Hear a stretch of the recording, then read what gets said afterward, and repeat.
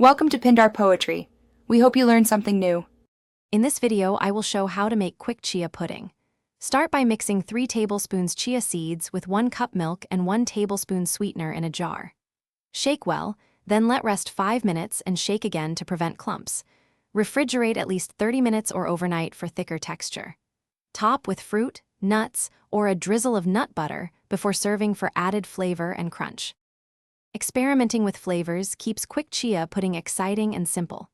Try vanilla, cocoa, or matcha for distinct profiles, and mash fruit like banana or berries directly into the pudding. For extra protein, stir in a few tablespoons of Greek yogurt or collagen powder after chilling.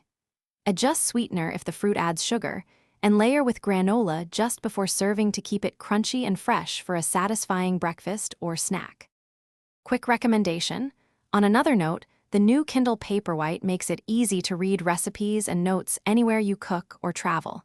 If this video is helping you, please subscribe and like to support more recipes and tips. I've put a link and other deals in the description so you can check it out.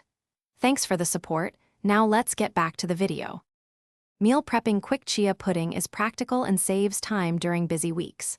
Portion into individual jars with lids, label with the date, and store in the fridge for up to 4 days.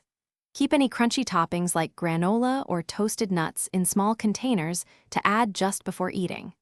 Reshake jars if separation occurs, and enjoy chilled or at room temperature depending on preference for a fast, nutritious option. Thanks for watching. Consider subscribing if we helped you.